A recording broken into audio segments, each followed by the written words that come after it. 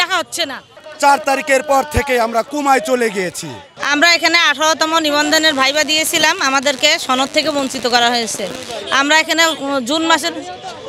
June মাসের 15 তারিখ থেকে আমরা প্রেস ক্লাবে, এনটিআরসির সামনে, শাহবাগে, যমুনাতে বিভিন্ন জায়গায় অবস্থান করছি আমাদের ন্যায্য অধিকার আদায়ের লক্ষ্যে।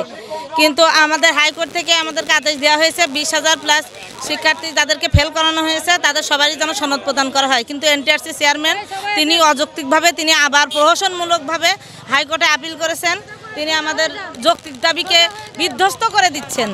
তিনি 60,000 জাল সনদধারীকে শিক্ষা মন্ত্রণালয় থেকে চাকরিতে বহাল রাখার জন্য আদেশ দেওয়া হয়েছে মানবতার দৃষ্টিতে। তাহলে যারা ঘুষ বাণিজ্যের মাধ্যমে 60,000 জাল সনদধারী তারা কোনো পরীক্ষায় অ্যাটেন্ড করে নাই, তাদের জন্য যদি শিক্ষা মন্ত্রণালয়ের মানবতা হয় তাহলে আমরা বিসিএসের মতো প্রিলিমিনারি রিটেন পরীক্ষা দিয়ে উত্তীর্ণ হয়ে ভাইভা অ্যাটেন্ড করে আমাদের কেন মানবতার দৃষ্টিতে দেখা হচ্ছে না? আমাদের বাংলাদেশের জনগণের কাছে একটাই দাবি, আমরা আমাদের মেধার যথেষ্ট প্রমাণ দিয়েছি, আমাদের হাইকোর্টের রায় অনুযায়ী আমাদেরকে সনদ প্রদান করা হোক। আমরা 64 জেলার মানুষ নিজে নিজে কর্মে আমরা ফিরে যাব। আমরা এখানে 11 তারিখ থেকে আমাদের কর্মসূচি শুরু হয়েছে, সেখান থেকে আমরা রাস্তায় আছি জুন মাসের 11 তারিখ।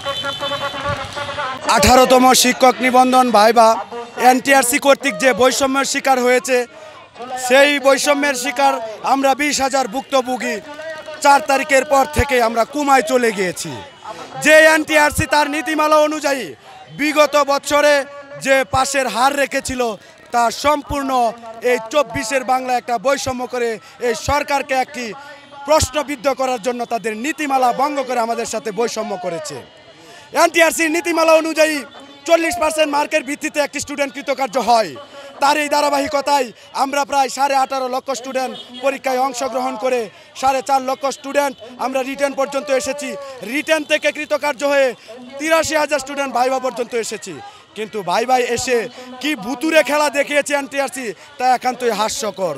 কোনো বোর্ডে 30 জনের মধ্যে 29 জন ফেল, আবার কোনো বোর্ডে 30 জনের মধ্যে 30 জন পাস। একই বোর্ডে সময় বেঁধে এই বৈষম্য হয়েছে। আমরা স্পষ্ট ভাষায় বলতে চাই, আপনাদের যে নীতিমালা 40% মার্কের ভিত্তিতে সেটা গ্যাজেট অনুযায়ী আমরা সনদ দিয়ে 12 নম্বর অর্থাৎ 60% পেয়ে থাকি।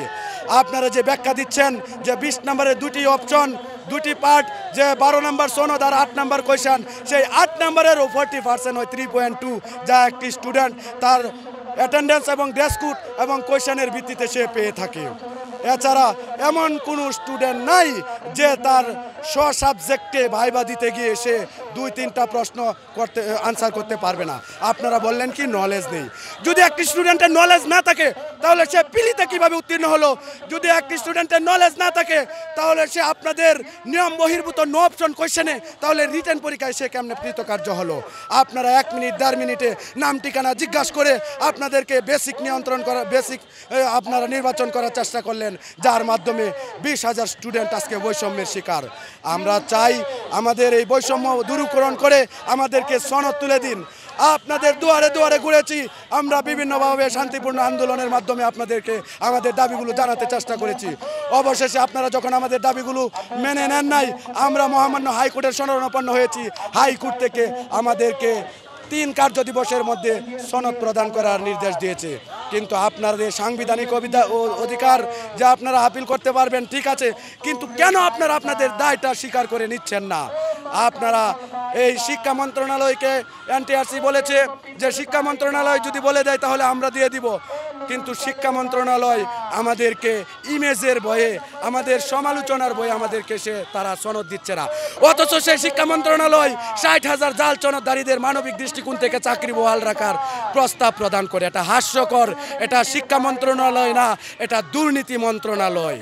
আমরা বলতে চাই, ফ্যাসিস্টের দূষরেরা, এই দীপুমণি এবং নওফেলের দূষরেরা এখনও পর্যন্ত 17 বছর যাবৎ এই এনটিআরসিতে লুকিয়ে আছে, যারা এই 24-এর বাংলায় ডক্টর ইউনূস সরকারের যে ভাবমূর্তি সেটা এই শিক্ষা ব্যবস্থাকে আমাদের 18তম বৈষম্যের স্বীকার করে একটা প্রশ্নবিদ্ধ করতে চাই।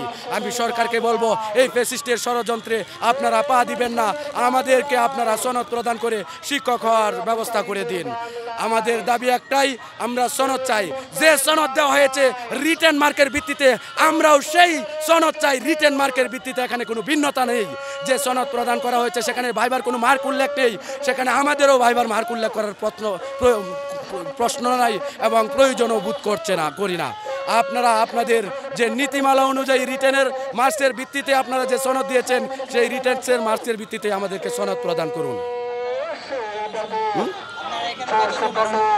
আমরা এখানে 20,000 স্টুডেন্ট ভুক্তভোগী, 20,000 থেকে কন্টিনিউ 5,000 10,000 স্টুডেন্ট প্রায় আসে।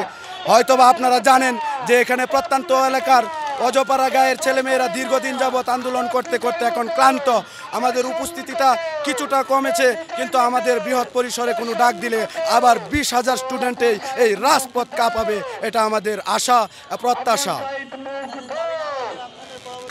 আমাদের দাবি যদি না মানা হয়, সর্বশেষ যেই পর্যন্ত যত দূর যত ভাবে যত আন্দোলনের সিস্টেম আছে সবগুলো আমরা এই রাজপথে অ্যাপ্লাই করবো ইনশাআল্লাহ।